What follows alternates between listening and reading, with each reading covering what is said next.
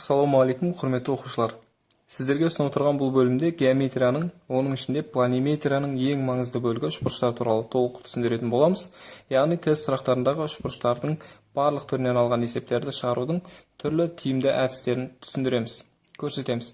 Үшбұрыштардың бірнеше түрлері болады. Әрқайсысын жеке-жеке бөлімдерге бөліп қарастырамыз. Сонымен алғашқы тақырып кез келген үшбұрыш. Кез келген үшбұрыш дегеніміз ол қабырғалары әртүрлі үшбұрыш. Осы үшбұрыштарға арналған бірнеше формулалар бар, қасиеттер бар, теоремалар бар. Оның әрқайсының ауданын табу керек болады, радиус табу керек болады. Бұрыштарды пайдаланамыз, медиана, бисектриса деген сияқты. Оның барлығына біз алдағы уақытта жеке-жеке мысалдар арқылы тоқталатын боламыз.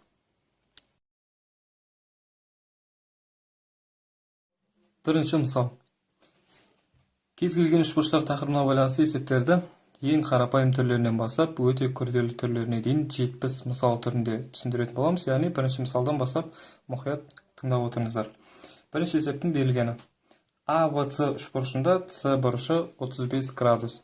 Бірінші үшбұрыштың суретін сызып алайық. АВС үшбұрышын. АВС.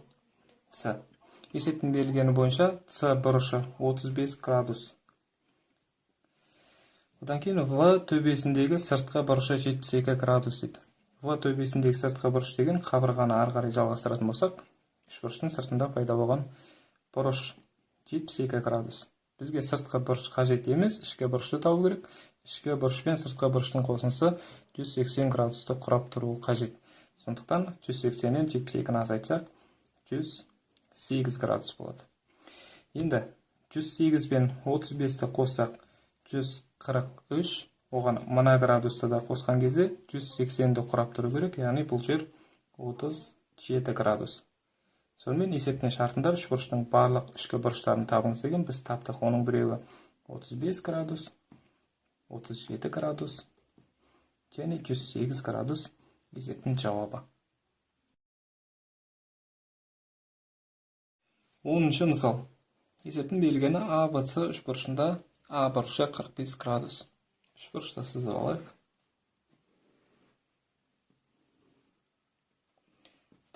АВС деген үшбұрыш.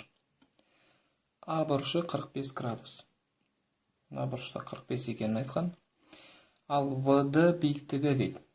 Яғни В төбесінен түсірілген биіктік. ВД биіктігі АС қабырғасын, мына қабырғаны. АД тең 6. АД деген мына жер 6. ДЦ тең 8. ДЦ мына жер 8-ге тең. Кесінділерге бөледі. АВС үшбұрышының ауданын табыңыз. Мына 45 градусты берген себебі біреу 90 болғаннан кейін екіншісі міндетті түрде 45 градус болады. Өйткені бұл екеуі де 90 градус құрап тұру керек. Ал егер градустар бірдей болса, яғни катеттер де бірдей деп алуға болады. Мынаның 6 екенін білеміз, сондықтан биіктікте 6 сантиметр. Ал енді үшбұрыштың ауданын табу үшін біз биіктікті қабырғаға көбейтеміз және 2-ге бөлеміз. Яғни биіктік деген 6, қабырға деген 6 мен 8-дің қосындысы 14, соны 2-ге бөлеміз. Так, 14 2-ге бөлсек 7, 7-ні 6-ға көбейтсек 42 есептің жауабы. 20-шы мысал. Үшбұрыштың қабырғалары 1, 3 және түбірасты 13 болса, ең үлкен бұрышын табыңыз. Так, бұл жерде үшбұрыштың сызбасын сызбай-ақ қойсақ та болады екен. Бұл жерде косинустар теоремасы бойынша косинустың формуласын білу керек. Косинус альфа ол а квадрат плюс в квадрат минус с квадрат бөлу 2а в. Енді ана сұраққа байланысты а, в, с-ның орнын шатастырып алмау керек. Ең үлкен бұрыш десе, онда мына с-ның орнында ең үлкен қабырға тұру керек.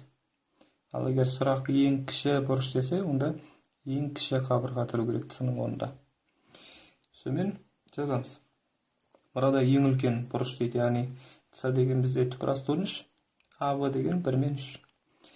1-дің квадраты 1, 3-дің квадраты 9, минус түпірасты 13-дің квадраты 13, бөлінген 2, 1, 3.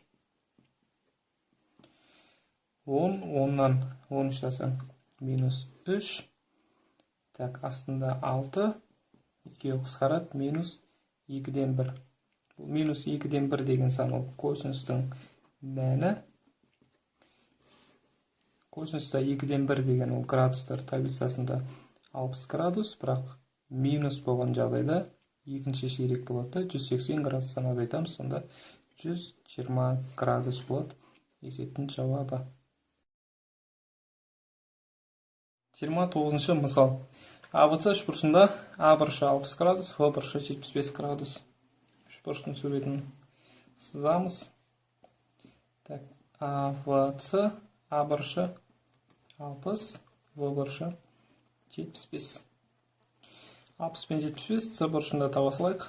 Екеуі қазір 135 болып тұр, 180 болу үшін 45 болады. С бұрышы. Сонымен сұрақ мынандай: ВЦ қабырғасын АВ қабырғасына бөлсең не шығады дейді. Қатынасын табыңыз. ВЦ дегеніміз мынау. Қатынас деген қарама-қарсы бұрыштың синустарының қатынасына тең. Яғни ВЦ дегенді 60 деп аламыз, синус 60. АВ деген мына қабырға, қарама-қарсы бұрыш 45. Сондықтан синус 45 деп аламыз. Сонымен синус 60 деген түбірас бөлінген 2 бөлу синус 45 деген ол түбірас 2 бөлінген 2. Бөлуді көбейтуден алдырсақ 2 бөлу түбірас 2. 2-лерді қысқартамыз. Түбірдің астында 3 бөлінген 2 жауабы. 40-шы мысал. АБЦ үшбұрышында 3 қабырғасы берілген. А 18, В 15, С 12. Есептің сызбасын сызайық. А, Ф, С. А тең 18. Үлкен Аға қарсы жатқан А болады. Кіші В деген ол үлкен В-ға қарсы жатқан 15, С деген 12. Сонымен А бұрышының бисектрисасын табыңыз дейді. Яғни мына бұрыштың бисектрисасын табу керек. Аға түсірген. Яғни мынандай бисектрисаға байланысты форма бар. ЛА тең. Так, ВЦ, В плюс С плюс А, В плюс С минус А. Форма ұзақ. Так, астында В плюс С. Осы бойынша есептейміз. Үш қабырғасы берілген кезде бисектрисаны осы форма арқылы есептейді. Сонымен ЛА тең. ВЦ дегеніміз екі жағындағы 12 және 15. 12 мен 15-ті көбейтсек 180. Одан кейін үшеуін қосамыз. Үшеуін қоса 45. Одан кейін екеуін қосып, мен санағаны азайтамыз. Яғни 12 мен 15 қосамыз, 18 азайтамыз, 9 шығады. Астында 12 мен 15 қосамыз, 27. Так, 180 деген ол 45 көбейту 4. 4-тен 2 шығады. 45 пен 45-тен 1 45 шығады. 9-тен 3 шығады. Түбірден шығардық. Бөлімде 27. 27 мен 45 қысқарады. 9-ға 5, 3. 3 пен 3 қысқарады. Сонымен 2 мен 5, 10 шығады. Есептің жауабы. 59-шы мысал. Тең бейлі үшбұрыштың табаны 30 см. Ал бүйір қабырғасы 39 см. Үшбұрышқа іштей сызылған дөңгелектің ауданын табыңыз. Тең бейлі үшбұрыш берілген. Табаны 30 см. Бүйір қабырғалары 39. Бізге үшбұрышқа іштей сызылған дөңгелектің ауданын табыңыз дейді.